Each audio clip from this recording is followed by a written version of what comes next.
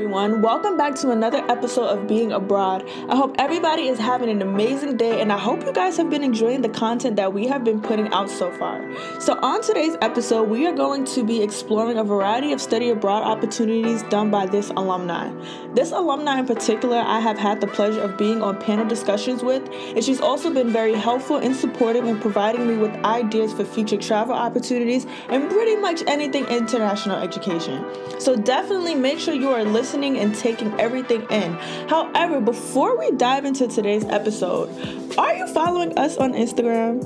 Are you subscribed to our YouTube channel? If you've answered no to any of those following questions, make sure you like, comment, subscribe on this podcast episode, and go follow us on Instagram at Oswego Abroad. Our YouTube channel is Oswego Abroad. Instagram is Oswego Abroad. So I'm going to give you guys a moment to do that. You done?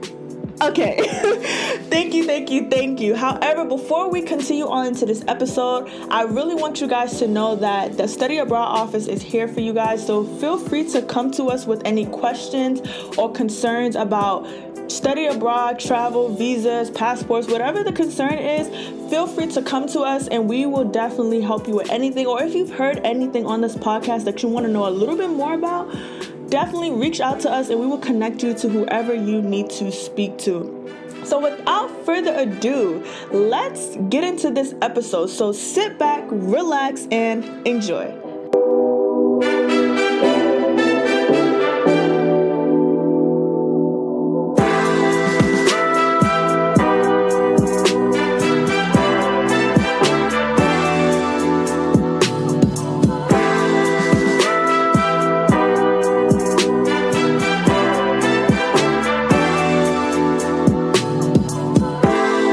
So welcome to another episode. Before we dive into this week's episode, I definitely would like for my guest to introduce herself, where she went, what year, as well as share a few of her identities. Hi, everyone. My name is Tiana Morris. I studied abroad through the CAPA program spring 2015 in London, as well as participated in the SUNY Oswego Shanghai Normal University Business Research Forum in Shanghai, China, as well as a culture language exchange in Hangzhou, China, summer 2016. Mm-hmm. And my identity, I am a Black American female. Okay, perfect.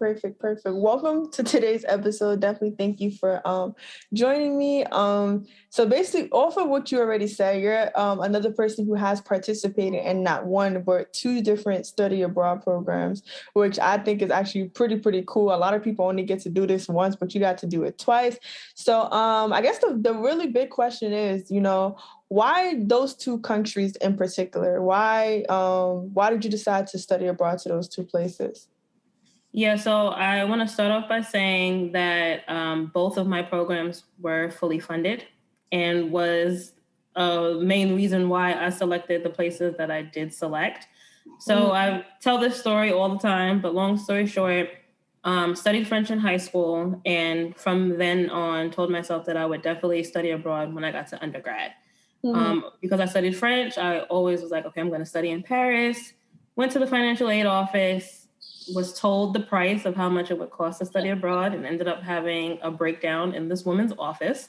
And as she was staring at me in confusion, tried to calm me down, and then told me about a scholarship, which was the Jose Ramon Perez International Scholarship, which is a fully funded scholarship through the CAPA program where you get to intern and go to school in either London or Shanghai. Mm-hmm. I ended up choosing London, and that was my first time on a plane, leaving the country, everything. Mm-hmm.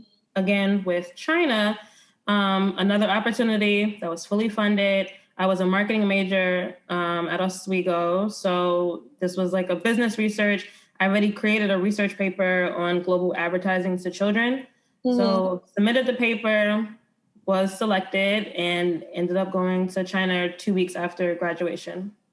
Okay, wow. I definitely want to say, yeah, definitely shout out to you for getting that whole trip funded because a lot of people do not get their whole. I'm one of those people who, did not get their whole trip fully funded. Like I had to come out of pocket in certain areas. So that's definitely amazing that you were able to, use the scholarships that were provided to you to take advantage of that to definitely get your fully covered and everything. So I definitely want to just like talk about that a little bit because one of like, and I'm pretty sure that you're well aware that one of like the main concerns when it comes to study abroad is the price. Everybody's like, well, I can't really do it because I may not have the finances for it, or they may have not planned for it. In regards to that, being that you had a fully funded trip, like what not even what advice, but what direction can you point to students who are maybe struggling with, or maybe finances is something that's like the one thing that's kind of keeping them from actually wanting to even study abroad? So I am the program queen. I mean, even at my big age now, my friends always know if there is an opportunity or if they're interested in something, they know to come to me because I don't mind putting in the work and doing the research to find funded programs. If I knew what I knew now, my undergrad career would be completely different because now I'm aware of so many scholarships, not just through study abroad, but also like scholarships that can pay for your full 4 years, internship programs, paid internship programs, like just various opportunities that are out there for students. So just in general, as a student, please take advantage of all of these resources that are provided, whether through Oswego or through outside sourcing. Do your research. If you go on SUNY Oswego Study Abroad website, they have a page dedicated just to scholarships and funding. Go to your financial aid office and see if they can play around with numbers, see what type of aid, because that's how I find out about the CAPA scholarship. It was through the woman that worked in financial aid. And Google is your best friend. So when I do hear people say, oh, like I just can't afford it, it's too expensive, I'm always like, well, every time I've been abroad, it was free, including Fulbright. I also was a Fulbrighter, was an English teacher in Croatia, another fully funded program, and I also got a stipend to teach abroad. So Google is my advice and do your research. No, yeah, you definitely are securing the bag. Like everybody listening to this, she secures the bag for sure. And I love to like hear that. I love to hear like these kinds of stories because like a lot of people like just don't really, especially like what you're talking about in terms of like just asking the right questions and just doing a lot of research. I feel like a lot of people go wrong when they kind of like don't really do a lot of research. They just kind of like take their own no as the final answer. Mind you, you haven't even gone outside to even like see the information. And definitely you bring up like the study abroad page. There's definitely a lot of scholarships on there, and we're definitely like in the process of even updating those scholarships to even cater to different groups of people like STEM majors and veterans, sports people who do sports or something like that. That way everybody can have like a scholarship for themselves, because people don't understand that people like other people who travel and they're going to give you money. Like people like to give out money, and it's more so up to you to take advantage of those scholarship. And even here at Oswego, the modern language department has a scholarship. I believe this is called the Get Go scholarship. Yep, I remember that was like $500. And then I know Hart Hall even has their own scholarship as well, because I lived in Hart. They have their own scholarship. And I think all you have to do is come back and give a presentation on your own experience. And it's like a 30-minute presentation.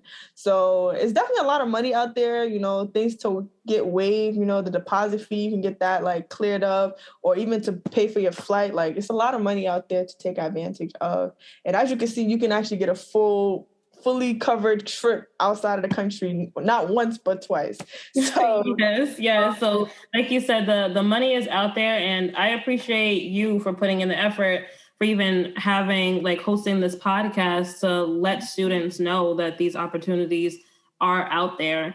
I mean, just to be real, diversity is such a buzzword now and such a trending hot topic that there are even more opportunities for those that identify as a person of color, or anyone that comes from an underrepresented background.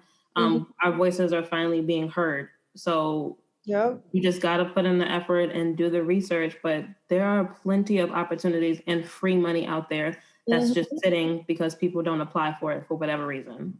Right. I feel like that's one of the things that when I think about my experience, I'm just like, dang, Awa, you should at least still. I mean, through my whole application process, I was still on the fence about even going. So I feel like my heart was never really even in it to begin with until maybe like a few months before I had to leave.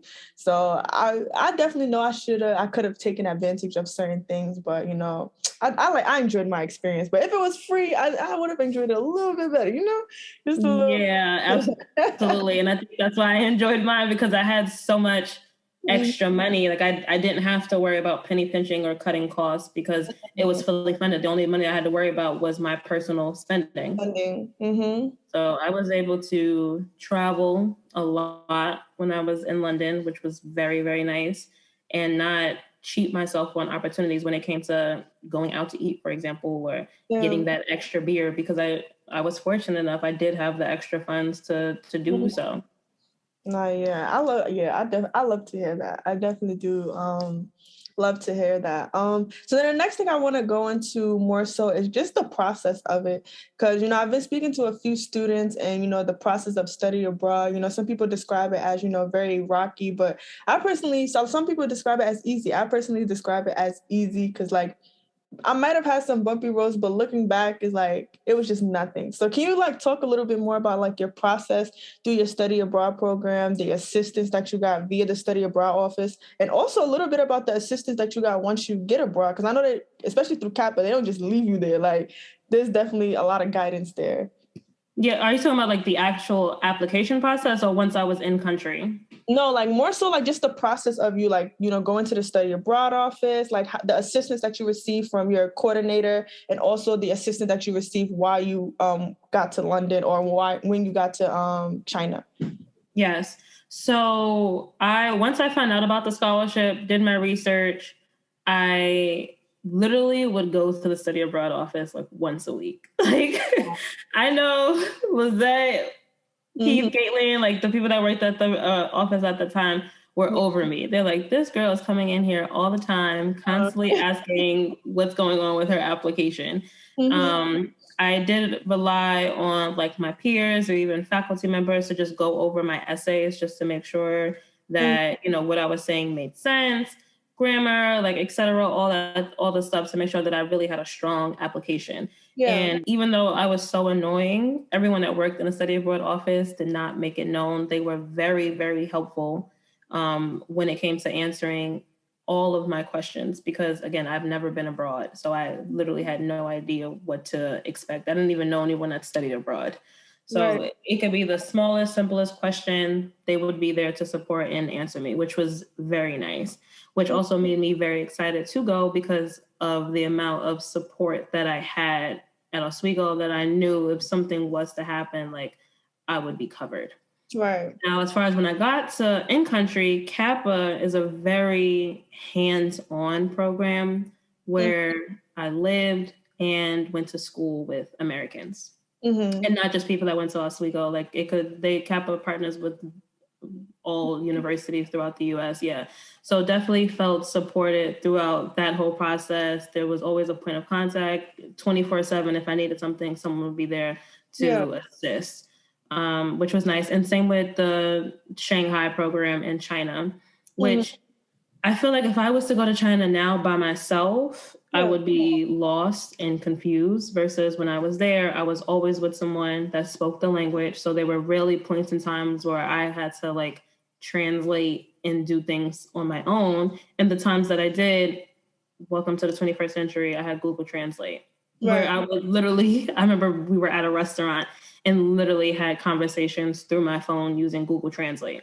Oh, wow. Yeah. But for the most part, there was rarely times where I had to do that, because I was always with someone that was from China that could help us. I didn't worry about getting lost on the train because I was with someone. So both of those programs, for the most part, was pretty hands-on. So I had support.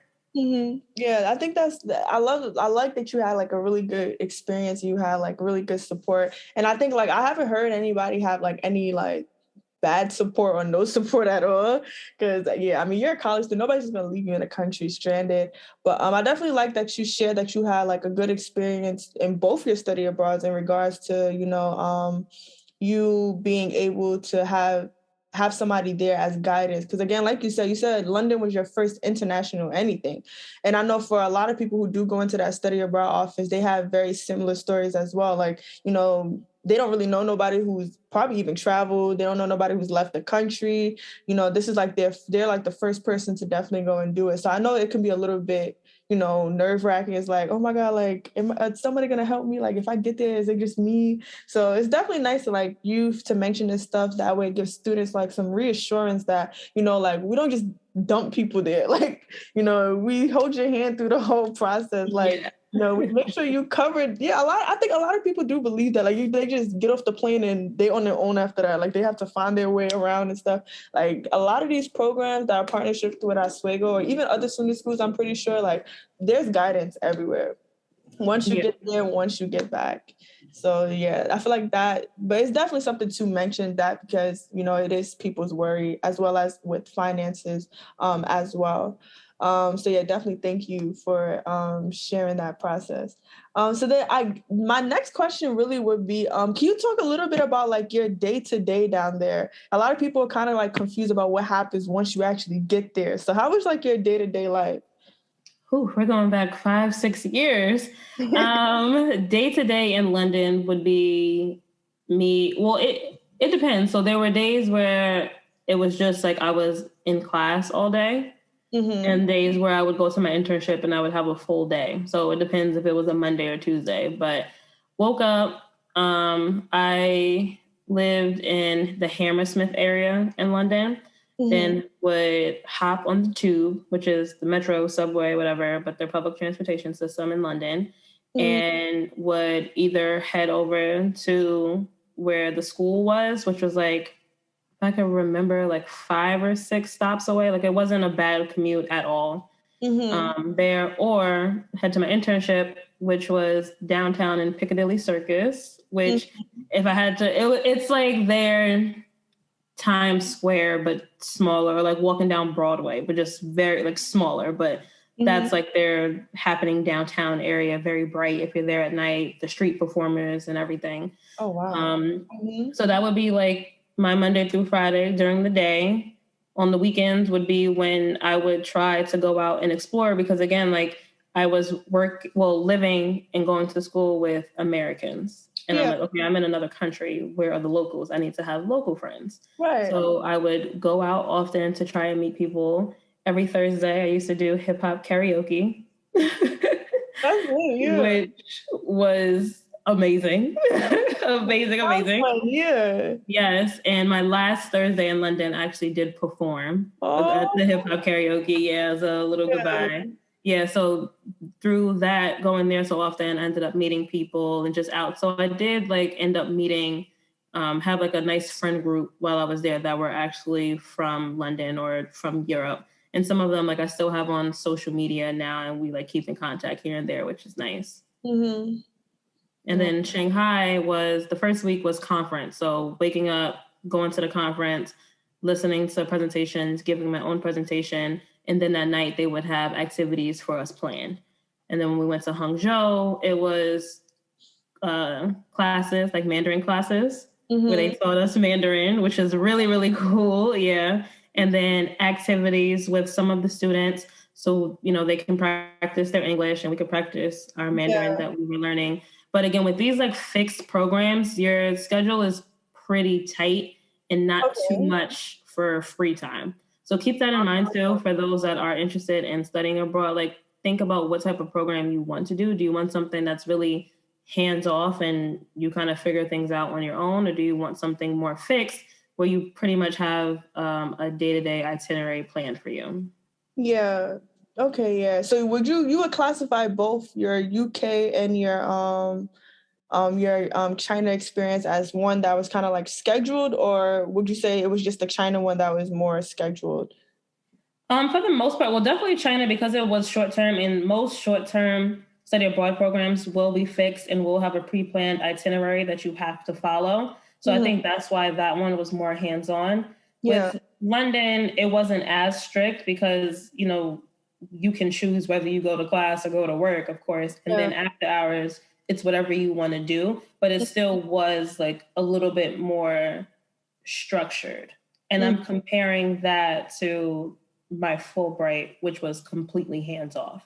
And that experience was different from London and Shanghai. Different, yeah. Yeah, I definitely do agree. Like, and that's actually what I heard a lot from the other Kappa students who have been featured on this episode. In terms of structure, they definitely say like through Kappa, like they had a lot of structure, and a lot of them like they saw it as to be very, very helpful because they was like, listen, I don't know what to do here. Like, please, you tell me what to do. And I'm also starting to also kind of like notice as well, like through like the programs that aren't necessarily with Kappa, like programs through just regular SUNY Oswego or even other SUNY schools, is that those tend to be a lot more hands-off. Like I could definitely say from my program, outside of the week of orientation, like I was free to do as I please. Like nobody was constantly, I didn't have any itinerary. It was class. Maybe I'll stop here at the pub or maybe I'll go to a party that night. Like I had no, if I'm being honest, it was no structure down there at all. Yeah. So it depends on like, and that's what I'm saying, like preference. So for those listening that are inquiring and, looking through the list of programs, kind of see like based on the person you are and your needs, what type of program you want. I will say for my first time going abroad and doing such, like I'm happy I did do it through the Kappa program because I think I did need it, some type of structure and planning and having the support when needed. And then within Shanghai, I didn't know any type of Mandarin. So, I mean, I do wish it was a little bit more hands off, but again, because of the language barrier, I was really happy that I did have people with me at all times that spoke the language. Yeah. No, yeah, I definitely agree. That's actually really, really good to know. And then I feel like the next question I have to go into, and I know a lot of people are also wondering this, just as, a woman and as a Black woman on top of that, studying abroad, like just Black people in general are, really underrepresented when it comes to study abroad. And when it does come to study abroad, we definitely tend to kind of think about where we're going just to make sure that, we are safe or in a space where, we won't feel like out of place or anything like that. And, you definitely did go to, the UK, and you definitely did go to China. So in regards to like that, how would you say like your identity kind of played into your experience down there? Was there anything that you may have experienced, because you were maybe a woman or because you were a Black woman? Can you like share any experiences that you may have had? Yeah. So this is going to sound weird to say because it's 2021, but in 2015, identity honestly never really crossed my mind that much. So I didn't really go into this like, oh, like, let me do my research on these countries because, whatever. Like I do that now whenever I travel. But back then I was just excited to just go abroad. For the most part, London is very diverse. It's a melting pot. Like, yeah. When people ask me to compare, like it's like New York City because it's diverse, but in my opinion, a little less segregated because New York City, yes, is the most diverse city probably in the world, but we still have our pockets. But this is a predominantly this neighborhood. This is a predominantly this neighborhood. Where in London, everyone pretty much mixed with one another. So as far as how when identity did come across when I was in London, it was more or less like, okay, where are you from? I would say America, and then it would be the follow-up like, okay, where are you really from? Because Black people in the UK can clearly trace their heritage back and know where they, like I guess, originally come from because they're usually like first or second generation British. Whereas, in America, it's not that simple. So that was the first time I was like really getting questioned by this. And I was like, okay. And then from there, I stopped saying that I'm American and just saying I'm from New York. And then from there, once people hear New York, everyone's faces change and it's just like, oh, like you're from New York. That's cool. And then I get to bypass the like, where are you really from? Yeah. Because do you want me to go into like the slavery conversation? I mean, we can, but do you want to hear that? Because everyone from, as far as I know, in my family is from the US. And then in China, stood out a lot. So because I went there with a group of Oswego students, we literally look like a student brochure, because we all looked so different. tall blonde, redhead, brunette, myself, another Black woman there. So everywhere we went, we just attracted so much attention. People would take pictures of us, take videos of us without asking. People would ask if we could take pictures holding their children. Sometimes people would ask us, and we would take pictures together. I will never forget this one night. We were all sitting at dinner, having a good time. Then this group of people came up to us and was like, "We're going to pay for your dinner." And we started having this conversation, and we all were just like, "Please don't pay for us. Like, it's okay." And they insisted. The hospitality in China was amazing. Like, everyone that we ever encountered was super, super nice.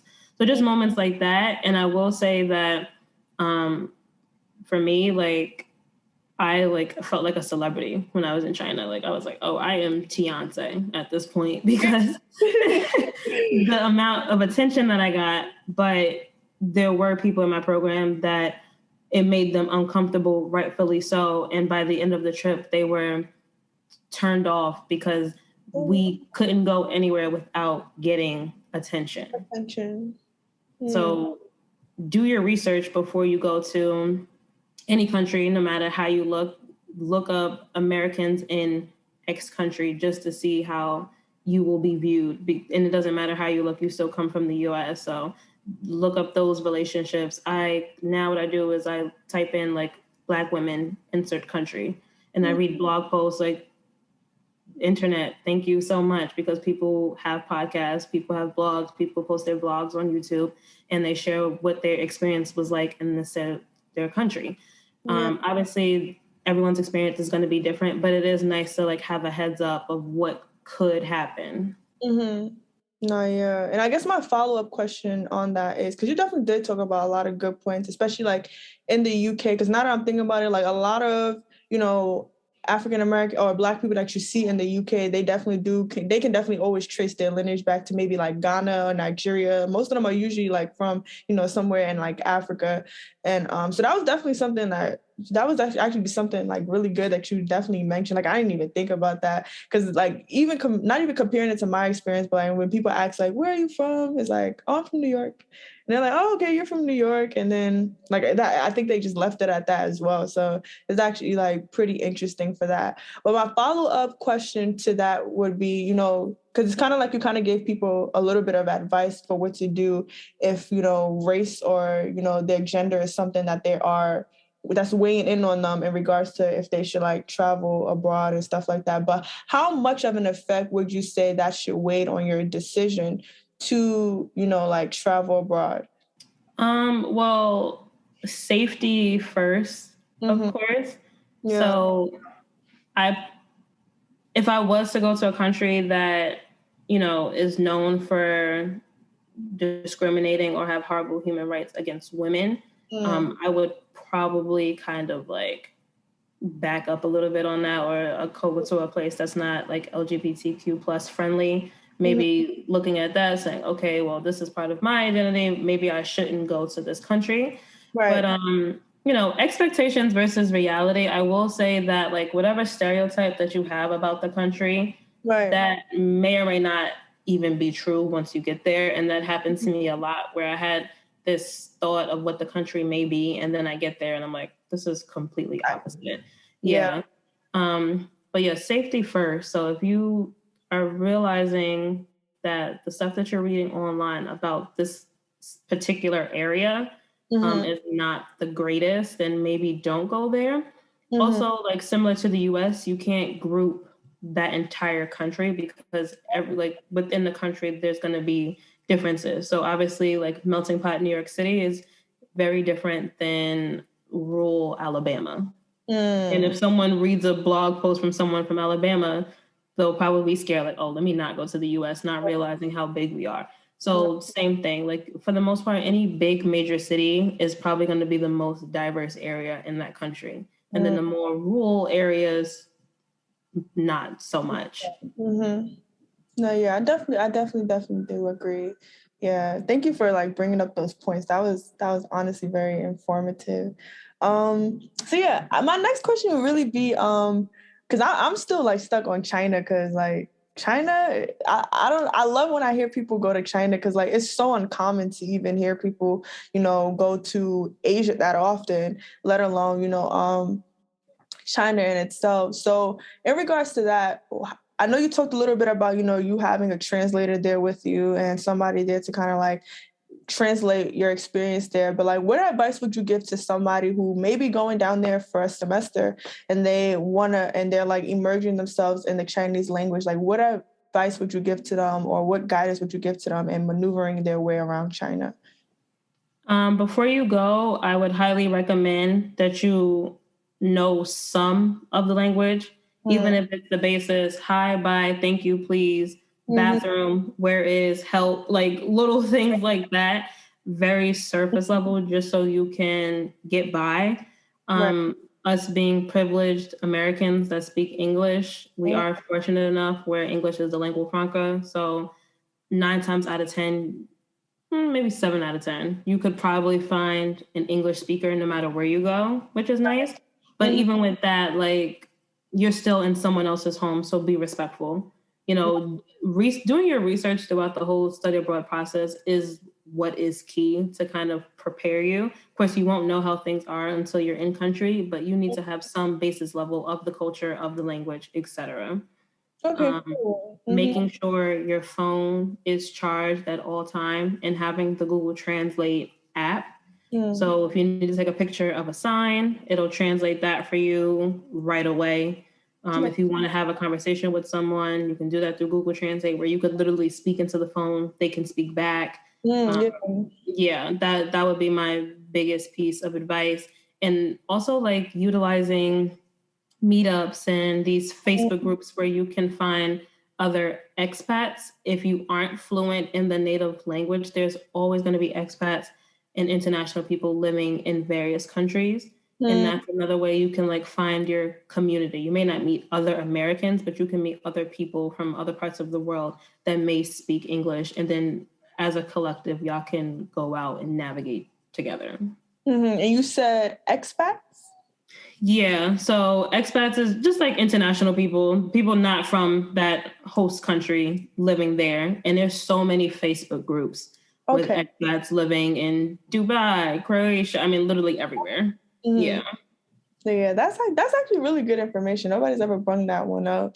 So that's actually really, really good. And I guess like I feel like by you mentioning that, it kind of also like kind of really just sets the tone for the things that you can kind of get into when you do go abroad. Because I know a lot of people, especially shy people, they may want to like just keep to themselves. They don't want to interact too much. And then of course there are people who are very interactive. Like this just gives them additional time to like just get to know people. Because I feel like that's one of the biggest things you get out of studying abroad is just meeting so many people and just, exchanging a lot of just ways of life, different ways of life, different perspectives and stuff like that. Like, even for me personally, just going abroad and, being able to interact with different groups of people, different ethnicities that I honestly never even interacted with, it's definitely a really good experience, which kind of brings me into my next question about just culture. You could definitely, this is not just for China, of course, you could definitely take it back to the UK as well. But what was the most interesting thing you learned about the culture? Because even though in the UK, they speak English, so a lot of people just kind of think it's like just America 2.0 or something like that. What was something interesting about the culture there and the culture in China? That's a good question. For me, like I'm trying to put myself back in 2015 undergrad, Tiana, and I just appreciated everything because that was my first time really immersed in a different culture. So I appreciated everything about it. Yes, they speak English, but they use different words than we do. Elevator, lift, the way they say aluminium, like little things like that. I love to hear even the like linguistic differences. When it comes to like courtesy and how people treat you when you're on the tube or the train, pub culture, pub life, all of that. Like it was just all so new. So I really appreciated everything. In China, everything was different. So going there and I mean, the language being different, how you greet people being different, food. And I actually had really good conversations with a lot of the students that I met there because the culture is so different. So when it came down to even like the hard questions, like the one child policy, or what it's like to live in a country and it's communist, not being able to have access to Google. And we were all young, so these were like innocent questions, and they would ask us questions like, what is it like in the US, and et cetera. And no one got offended, because I guess back then in 2016, cancel culture and hypersensitivity wasn't like a big thing back then. Yes. Yeah, but also it was also coming from a genuine place too, where all of us had really curious, genuine questions about each other's cultures. So it was, and we all, like, we were in a school setting too. So it was just a lot of like teachable moments that I really appreciate. But when you do go and travel to another country, kind of just listen. Don't go there thinking you're superior. I'm the American, I know everything. Like, you don't know anything. The American school system, when it comes to history, has failed us. We don't even know a lot about our own history in this country, let alone another country. So if you go there, be respectful, listen, have respectful conversations. And if you want to share something about your background and where you're from, do so. Try to keep politics out. I would say is my number one rule, especially right now with so much happening. Don't talk politics, just get to know each other for who you are. And even as Americans, we all have our other like subcultures that they might not be aware of, because not all the time they show these various subcultures on TV and movies. So take them a walk in the park in your house, and just be open. No, yeah, I definitely do agree. I like that you mentioned that, because my follow-up question was definitely going to be like, what was something that you realized about your culture, in particular, like the American culture, while you were abroad? And it seemed like you talked a little bit about that from your China perspective in regards to like just the history and, just comparing and contrasting being in like a communist country versus like, a country like ours. So yeah, that was actually a really good like response. But definitely a lot of good advice there for people who are traveling abroad. Just more so like just being, open-minded, and just like definitely being like a teachable moment and just learning from one another. I feel like that was one of the things that I also appreciated about my experience, is like just so many, because I'm meeting so many people from different worlds. It's like, I just want to hear about your life, like just really want to hear your life for what it is, like not even because of, something I heard, or maybe me even putting in my own 2 cents about what I've heard, just not even like, just really just letting somebody from there just explain their story and what's going on with them. And I feel like those were the times where I appreciated my study abroad a lot, because I got to like really explore the people's cultures and just learn about it, like stuff you would have never known, like even though New York is a melting pot. A lot of people here have kind of adapted to, like just the American culture. Like in New York, you're not going to just walk up to somebody who looks international and just start talking to them. Like, it's just strange and it's odd. It's like, yo, you're weird. Like, why are you talking to me? Right.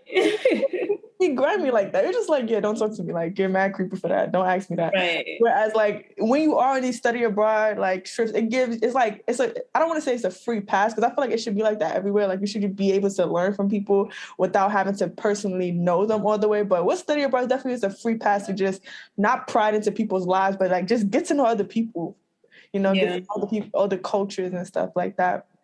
So I really like that you mentioned that, and the information that you provided in regards to that. So that was actually really good.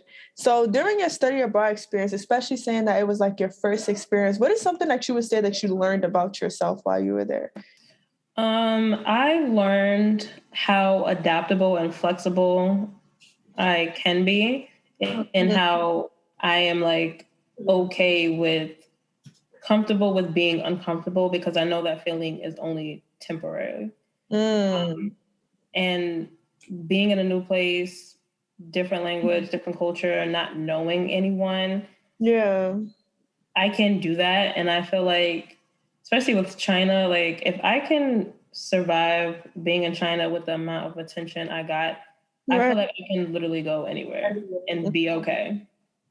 And being comfortable with being alone in certain points. Like I love a self date. I will take myself out on a date in a minute and go to the movies by myself, go out to eat by myself. Like, and I actually really enjoy that because I need to be okay with being alone and having alone time. Exactly. And realistically, like if you do a study abroad program, that's not a hands-on one, like a hands-on approach, there will be alone time, especially if you like when you first get there, you're not immediately going to have friends. Yeah. So being able to be comfortable enough with yourself to go out that you don't have a lot of friends or you don't have any friends yet, but you heard of this cool restaurant, being able to be like, well, I'm going to go anyway because I want to try it. Of course, being smart, go travel during the daytime, have your phone charged, etc. But, being able to do stuff by yourself. And I realized that early on traveling that I don't mind. I actually enjoy it. Yeah, I feel like a lot of people can definitely relate to that. And like usually when I hear people's experience, like sometimes I feel like I don't be using the right words to describe my experience. And I just kind of like stole a few of your words and I even had to write them down because I'm gonna start saying them when people ask me about my experience. Because especially what you said, like in terms of like just the adaptability, like that is actually one thing I noticed about myself, but it's not something like, it wasn't like at the front of my mind. So by you like just saying that, it definitely like, that's definitely something that I think is very, very huge.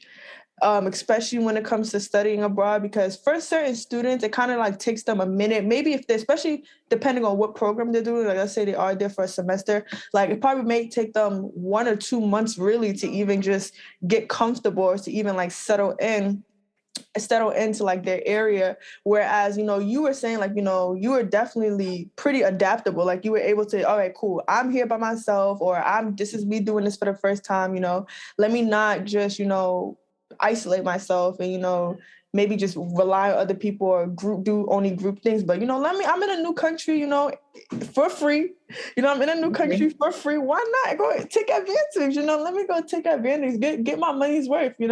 So I really like that you use that. Like I don't know what it is, but like that word in particular, like just being able to adapt was like the perfect word. Was literally like the perfect word. Like I just had to write that down in my notes because I'm gonna start saying that. I'm gonna start. Yeah, I mean, but it's true though, and these study abroad programs are so short when you think about it. Like, just if you really think of the concept of time, like I literally can't believe we're in the middle of August at this point, and 21 is about to be done. So you're doing a 4 or 5 month study abroad program. You need to take full advantage of that because you'll be back home in a blink of an eye. So quick. So I know like culture shock is difficult to adjust to, and you will get homesick, like all of those feelings that are very normal that will happen to you. But in my opinion, I think the best way to like kind of help with that is just realizing that this whole moment is only temporarily. And you're going to regret when you look back, when you're finally back home saying, damn, I spent so much time inside the house because I did not want to go outside and I just wasted a month of my time living in another country. Like whatever bad feeling you're feeling, you're going to feel it, but it'll be different the next day. Like just think like, I only have 4 months left, I only have 3 months left. Right. And before you know, you'll be back home. That's definitely it for sure.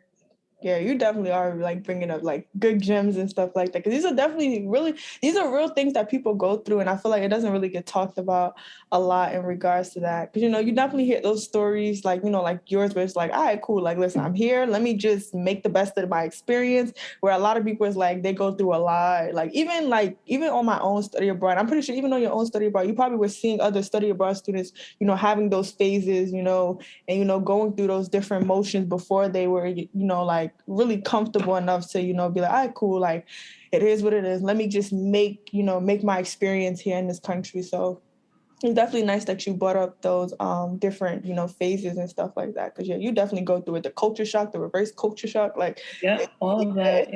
Which again, those feelings are normal, so don't want to make it seem like if someone is homesick or sad during a study abroad program that's not normal. That is very normal. People have their feelings up and down throughout that whole process, but just wanted to reiterate, like, these are just temporary feelings. Like, you will be back home in a couple months. So try not to just dwell on the sadness. Right.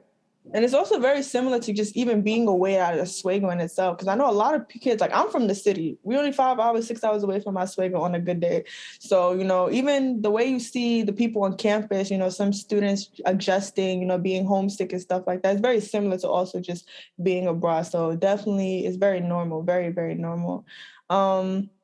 And then, of course, my next question is that I've been on panel discussions with you, so I've heard a little bit about certain trips or programs that you've also been a part of outside, like after even graduated from SUNY Oswego. So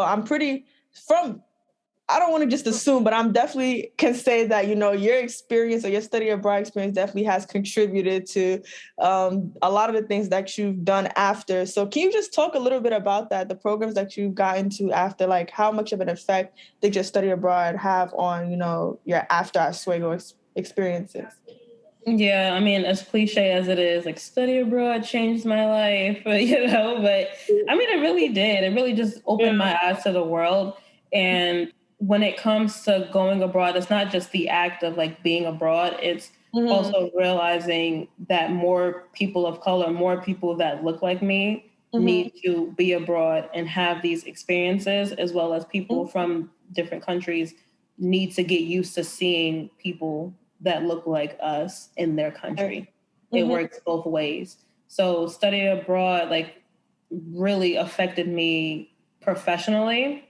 And my original goal when it came to like, because I ended up going to grad school in Washington, D.C. I went to George Washington University, where I got my master's in international education and a certificate to teach English, because I was like, I need to get more people of color to go abroad.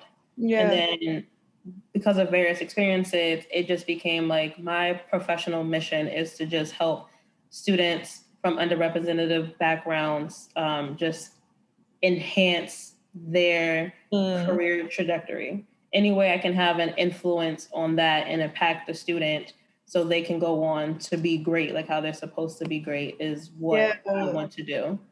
So that's why I went into grad school. And then after graduating, I was an English teaching assistant in Croatia through the Fulbright program.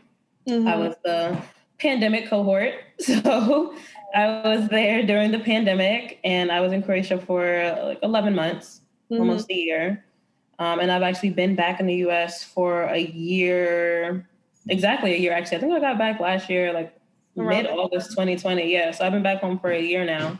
And the mission has not changed. I don't really work in international education anymore, unfortunately, but I still work within higher ed, still working with students of color, still working with students from these underrepresented backgrounds. It's crazy because like it's funny that you kind of mentioned that, you went into grad school to do international education. And it's like maybe 3 weeks ago, I kind of had an epiphany moment where I realized that this was actually what I wanted to do, like work with underrepresented students, especially working on this podcast and talking to people who are underrepresented and like diversity abroad or even study abroad. It's just nice to hear that, you went into that and you like took advantage of that. So that's actually like very, very interesting. Cause I know like on this podcast, and I feel like a lot of the times, like even the last few people I've been speaking to who have like recently maybe graduated or have, had like recent study abroad. And when I say recent, I'm just talking about like 2019, 2020 study abroad experiences. I know a lot of them, like you said, the cliche, they come back and they like exchange their lives. Like I was one of them people, like I'm a sociology and criminal justice major. That has nothing to do with education abroad, anything. And, coming back and having that realization, like, dang, I might want to do something different. I know you said that you were a marketing major or just coming back and realizing that you want to do something different. I think that was just really nice that you mentioned that because, even though there are a lot of new people who are listening to this episode, there's a lot of people who already did their study abroad experiences and they're having like these very similar feelings and they're like, oh, like crap, like maybe I want to do something in this field. Maybe I want to get into that. So I definitely like that. I definitely like the flow of that, how, you were a marketing major and then you decided after your experience, you wanted to, get into, making sure that other people who look like yourself even were able to also get those experiences as well. So I think that's very important, especially for people who are listening to it, who have had their study abroad experience. Like, go for it. Go into the field. You did almost a year in Croatia, and that was actually really good. And even a lot of the alumni I was speaking to, they've always suggested that, like, get your English certificate to teach, go over there and just have, like, that'll be like a really good experience. So that was actually really good that you mentioned that, because it got my head turned. I'm like, okay, cool. Like, everybody's really, I'm not the only person who had this feeling when I got it. I mean, it's completely normal. Like, especially if you had a good time, that you're just like, okay, how can I make this my life and my career? And perks of technology. I mean, there's so many digital nomads now where people are literally getting paid so much money to post blogs, their vlogs of them traveling. They're getting sponsorships. You can go that route. You can go, and like, international education is also such a broad field. So you can go into development. You can go into foreign service. Like, there's so much that you can do with this, where you could still, like, be international and still, like, make change happen. But do your research. So then this, to get into like our last question, and this is a question that I like to ask everybody, like, what advice outside of, because I know everybody's favorite line when you ask them to, like, kind of give like some final words to students or advice, they say just do it. And I love that saying, like, just do it, because it's true, just do it. But outside of just do it, what other advice would you give to students who may be hesitant about studying abroad, or students from our background, Black women who may be a little bit hesitant on studying abroad? What advice would you give to them? I think I've been saying this throughout this whole podcast, but do your research.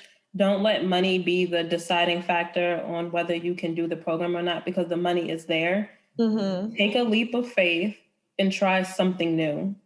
I mean, that's really it. And have an experience of a lifetime. It's only going to be a small portion of your life. Right. And the time truly goes by so fast. Like, my experience in London was hands down like one of the best experiences I've ever had in my life to date. And I can't believe that was 6 years ago. Like, it still had that much of an effect on me. And it was so long ago. So do what you got to do. Right. Find a place. And when you get there, actually have a moment and take it in and enjoy, and stay off your phone. Oh, I think you might need to say that one again. Like, okay, so when I was there, let me not make it seem like I'm 100 years old, but we did have Instagram. Of course, we have Facebook, but we did not have things like Snapchat and Instagram story, where if I'm doing something cool, or if I'm in Stonehenge, I'm in hip hop karaoke, I literally have my phone and I am filming everything instead of using my actual eyeballs to enjoy what I'm doing and engage in conversation with the people I'm with.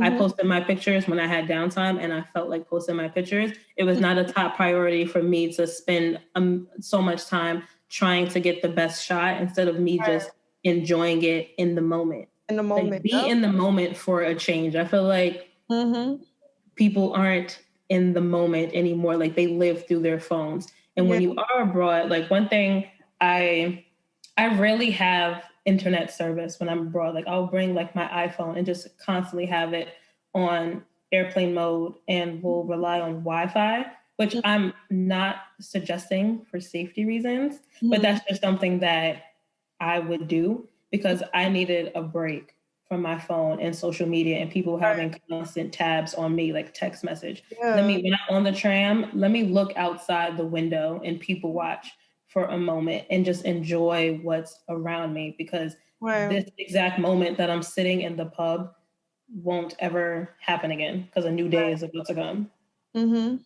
Yeah, I really like that you mentioned that, especially because now around, we haven't had any study abroad programs since like the pandemic. And honestly, we're still in a no matter what people say, we're still in a pandemic. Yes, we are.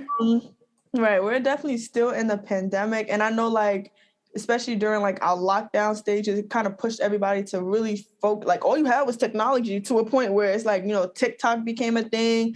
People started engaging on that. So I know like technology is really, really heavy on people at this moment. So, it's definitely going to be an adjustment for students, especially once they do go abroad, to kind of like stay away from that. Because like when it comes to study abroad, people see study abroad as, it's a vacation for some people, it's a vacation. They want to keep tabs. They want to get the best flicks, take a nice little aesthetically pleasing pictures of their food and stuff like that. Yeah. No, they want to do all of those things, but I definitely think it's definitely worth mentioning, instead of viewing your trip through the lens of your phone, use your actual eyes to, take in the moment and also live in the moment. So I honestly think that those were some really amazing points to, kind of gear people. Yeah, because you trying to take a picture to impress people that are in Oswego and you in Europe.